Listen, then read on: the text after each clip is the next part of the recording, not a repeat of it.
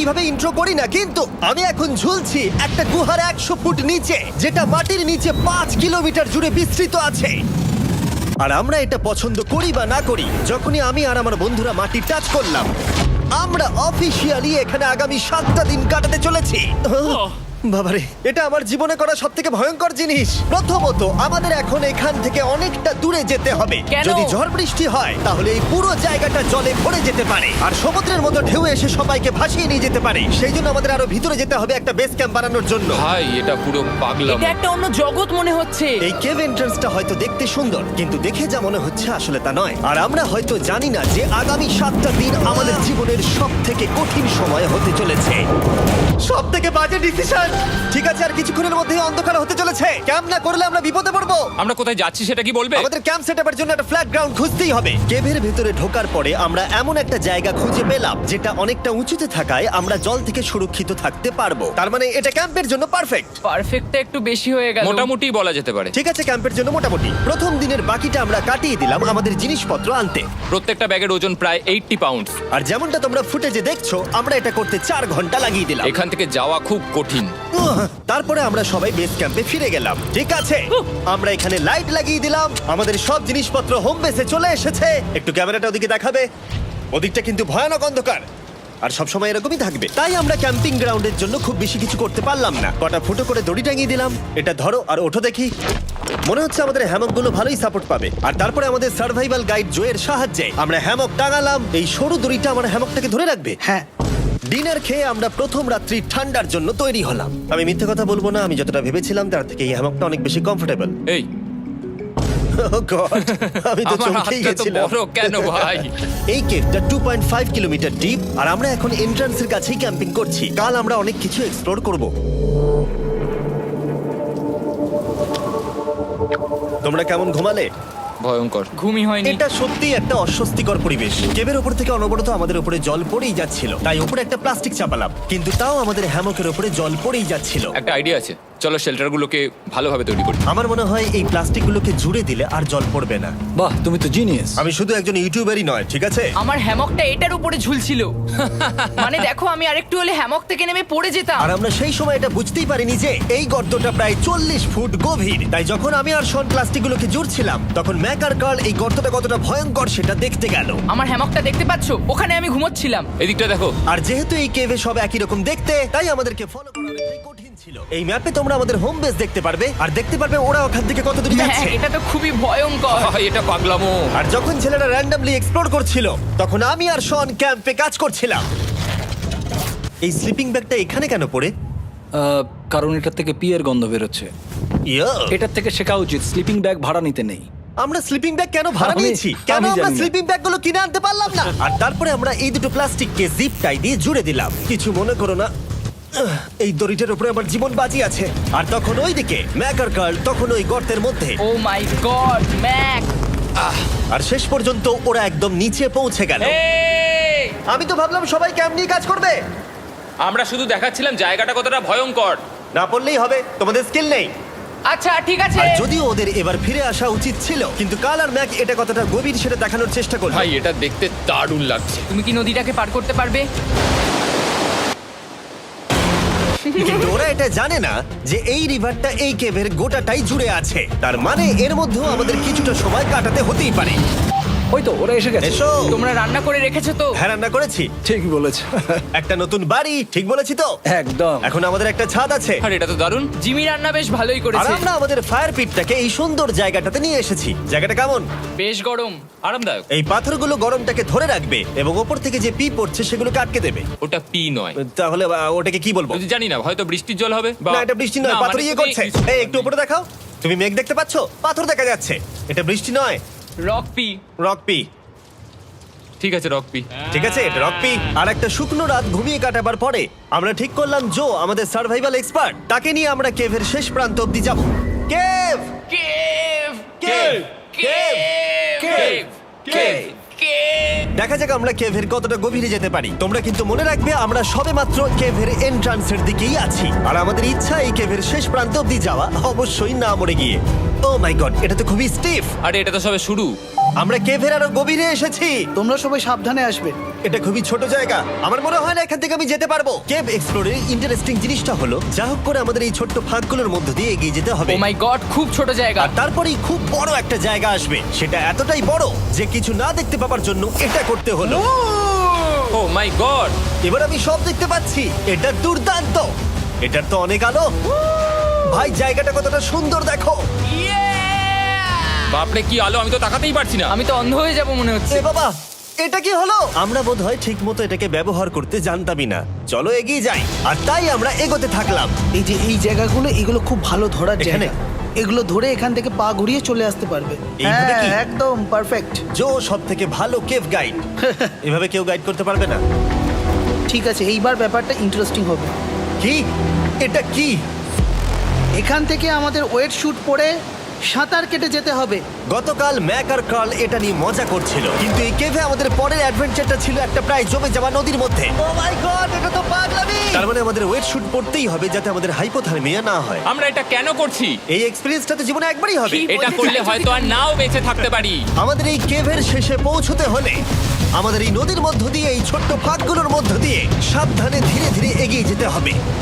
আস্তে আস্তে নামো, স্রোতের কারণে পা পেছনে টানতে পারে। ঠিক আছে, আমি তাহলে নামছি। তুমি ওই দেয়ালগুলো ধরে ধরে এগোতে থাকো আস্তে এটা তো আস্তে। খুব ঠান্ডা। তুমি পারবে জিমি। জানি না এখানে ঢুকতে পারবো কিনা। জিমি, এবার তুমি জল থেকে উঠে দাঁড়িয়ে পড়ো। এটা সত্যি একটা পাগলামি। এখানে কি ঠান্ডা! যখন তোমরা খুব ঠান্ডা জলের মধ্যে থাকবে তখন একটা পাথরকে ধরে এগিয়ে চলা খুব কঠিন হবে। ও মাই গড, এটা সত্যি পাগলামি। ম্যাক, গড, চলে আসো। আমার ভয় লাগছে। চলো চলো, পারবে। ভাই। এগোতে থাকো, পেছন দিকে তাকিও না। একবার দেখো আমরা কি করছি। কিন্তু এই বাধাগুলো এতটা কঠিন ছিল না সামনে যা আসতে চলেছিল তার তুলনায়। আমরা পেরেছি। কেভ কেভ কেভ এই, একটা কথা শোনো, আমরা 10% আসিনি। তার মানে এখনো আমরা শুধুমাত্র সার্ফেসেই রয়েছি, আর শেষ প্রান্তে পৌঁছতে হলে আমাদেরকে আরো 2 কিলোমিটার যেতে হবে। যেরকম তোমরা দেখতে পাচ্ছ এখানে 24/7 বৃষ্টি হয়, তাই আমি একটা আড্ডা মারার জায়গা তৈরি করেছি যেখানে আমরা কেউ ভিজবো না। আমি ভাবছি আমি যদি এটা না বানাতাম তাহলে কি হতো। আমি নিশ্চিত যে ওদের একটা ভেজা পাথরের উপর শুতে হতো। আমাদের ক্রমাগত এগিয়ে যেতে হবে এবং শরীরটাকে ভিজে রাখতে হবে। ঠিক আছে। নইলে আমাদের শরীরের তাপমাত্রা কমে এটা যাবে। এতটা কঠিন কেন? সব থেকে বাজে ব্যাপার হলো আমরা যতটাই দিকে এগোবো ততটাই আমাদের পিছন দিকে ক্যাম্পে ফিরতে হবে। আমাদের পরের বাধাটা হয়তো জলের মধ্যে নয়, কিন্তু তার মানে এটা নয় যে সেটা সহজ হবে। আরে এটা কি মাকড়সার জাল? কিন্তু আমি মাকড়সা দেখতে পাচ্ছি না কেন? তার মানে ওটা আমাদের উপরে আছে। আরে তোমার গায়ে, তোমার গায়ে। আমার বন্ধুরা বলতে বাজে, এই কেভটা মিস্টার বিস্ট ভিডিওর মতো, যত এগোবে ততই কঠিন হবে।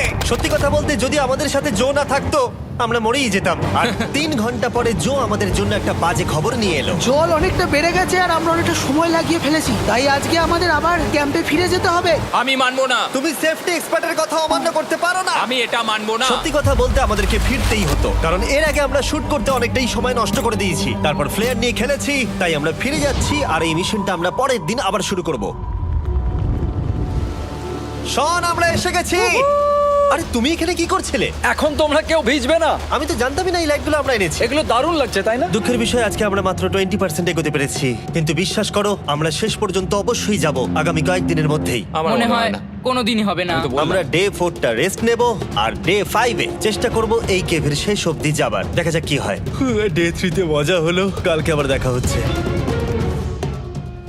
আর কেভের ভিতরে 3টে খুব বাজে রাত কাটাবার পরে পরের দিন সকালে আমাদের মাথায় শুধু একটাই কথা আসছিল, আমার একটা হট শাওয়ার চাই, তবে আমি এখন একটু শান্তি পাবো। ও এখন শাওয়ার পেলে কিন্তু দারুণ হয়। আমি চান করিনি প্রায় 3-4 দিন হয়ে গেল। তোমরা নিশ্চয়ই জানো কেভের মধ্যে শাওয়ার করা সম্ভব নয়। আমাদের অনেকটা পথ হেঁটে সাবধানে আগের রিভার বেডের কাছে পৌঁছতে হলো।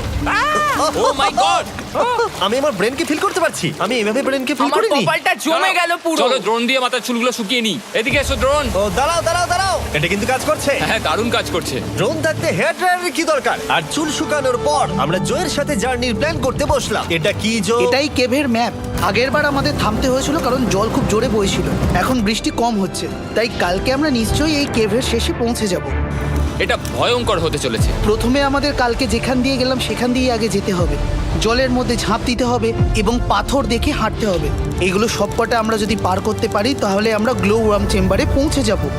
কেমন দেখতে তুমি সেটা বলো না, আমি তোমাদেরকে সারপ্রাইজ দিতে চাই। তোমার মনে হয় আমরা পারবো? ওইসব বাদ দাও, আমরা ঠিক কালকে পৌঁছে যাবো। কালকের প্ল্যান আমরা চক আউট করে নিয়েছি। আমরা রেস্ট করছি আর ফেস্টিভ্যাল স্মোর্স খাচ্ছি আমাদের এনার্জি রিগেন করতে। সবাইকে চিয়ার্স। Yippee! জো এই প্রথমবার ফেস্টিভ্যাল ও, স্মোর্স দারুণ। খাচ্ছে। জো সত্যি কথা বলবে। এটা দারুণ, তাহলে ভালো লাগলো? দারুণ লেগেছে। আমরা এই চকলেটটা আগে কেন বের করে নিই? এটা এমনি চকলেটের থেকে 10 গুণ ভালো খেতে। সত্যি কথা বলতে তোমরা যদি ফেস্টিভ্যালের সাথে স্মোর্স ট্রাই না করে থাকো তাহলে তোমরা মিস করছো। কালকে আমরা পুরো কেভটা এক্সপ্লোর করব, দেখা হচ্ছে। তাই আমরা ভালো করে ঘুমানোর চেষ্টা করলাম আর কালকের প্রিপারেশন নিলাম কেভের শেষে যাওয়ার জন্য। আমরা আমাদের জীবনের সবথেকে ডেঞ্জারাস জার্নি করতে চলেছি। ডে 3 এর অভিজ্ঞতা মাথায় রেখে আমরা কম শুট করেছি যাতে আমরা সামনের দিকে তাড়াতাড়ি এগোতে পারি। উহ, জলটা খুব ঠান্ডা। হ্যাঁ, আগের দিনের মতোই খুব ভালো। এই তো আর যাতে আমরা সবাই বেঁচে ফিরতে পারি তাই জো ছাড়াও আরেকজন সার্ভাইভাল এক্সপার্টকে আমরা নিয়ে এসেছিলাম। এখানেই আমরা ডে 3 তে আটকে গেছিলাম। এখন আমরা কি করব? এবারে আমরা অনেক তাড়াতাড়ি এসেছি। আমাদের পিছনে ঘন অন্ধকার। কোথায় যাব? এই রাস্তাটা অনেক সরু এবং হ্যাঁ। স্রোত প্রচুর বেশি, তাই আমরা দেয়ালগুলো ধরে ধরে আস্তে আস্তে এগোবো। এই যে এইভাবে। Oh হ্যাঁ, God! এই রকটায় জাম্প করো। কয়েকটা ভালো পাথর আছে যেগুলোকে তুমি ধরে এগোতে পারবে। আরে এখানটা তো অনেক অন্ধকার। আমি আর পা পাচ্ছি না, আমি এখন মাটিতে আর পাই পাচ্ছি না। যেহেতু আমরা মাটিতে পা পাচ্ছিলাম না তার মানে যদি আমরা পাথর ছেড়ে দিই তাহলে এই জলের স্রোত আমাদেরকে ভাসিয়ে নিয়ে যেতে পারে। জো আমরা কি করব? আমি এটা ধরে এসেছি, তুমি এটা ঠিক আছে, ধরো। আমি তো দেখতেও পাচ্ছি না কোথায় যাচ্ছি। জো স্রোত আমাকে ভাসিয়ে নিয়ে চলে যাচ্ছে। আমি তুমি করবো কি করে? পারবে, পারবে। শুধু মুখটা এখান থেকে ঢুকিয়ে দাও, আমি হেল্প করছি। এখানে আমি ঢুকবো? হ্যাঁ, এই গর্তের মধ্যে। এই তো খুব ভালো। এটা আমার জীবনের সবথেকে বিপজ্জনক অ্যাডভেঞ্চার। আমরা এখন কেভের অনেক গভীরে চলে এসেছি আর এবার আমাদের সামনে প্রথম বড় বাধা। এখানে জলের একটা ঘূর্ণাবর্ত আছে, যদি তুমি এর মধ্যে পড়ে যাও তাহলে তোমাকে একদম নিচে নিয়ে চলে যাবে। মানে আমরা পড়ে গেলে মরে যেতে পারি। হ্যাঁ, মানে আমরা মৃত্যুর সাথে খেলা করছি। এটা এতটা বিপজ্জনক হতে পারে আমি সত্যিই ভাবিনি। খুব ভালো। এই তো। তাহলে কি আমার পা এখানে হ্যাঁ, রাখবো? রাখো রাখো। ঠিক আছে, এই তো আমি পেরেছি। এটা আমার ভাবনার থেকেও বেশি কঠিন ছিল। এই নদীটা কতটা শক্তিশালী এই গোটা কেভটাকে তৈরি করেছে। কিন্তু মজার ব্যাপার হলো আমরা পাথরের মতো শক্তিশালী নই। আমি শুধুমাত্র মানুষের মতোই শক্তিশালী। সৌভাগ্যবশত কাল এই অ্যাডভেঞ্চারে লিড করেনি, তার বদলে আমরা একজন অ্যাভেঞ্জার জোকে পেয়েছি। ও কতটা এক্সপার্ট তার প্রমাণ হিসেবে বলতে পারি। সে লিটারালি কতটা ওপর থেকে আমাদেরকে নদীতে ঝাঁপ দিয়ে দেখালো। ও মাই গড, এটা পাগলামি। কে বললো এটা পাগলামি? এটা তো আমার কাছে খুবই সহজ। আমি এটা করব। তুমি কোনোভাবেই এটা করতে পারবে না। আরে কি বলছোটা কি তুমি? আমি এক্ষুনি করতে চাই। চলো যাচ্ছি Joe. God speed back. Jimmy আমার সাথে যা যা করেছে তার কাছে এটা তো কিছুই নয়। 3, 2, 1।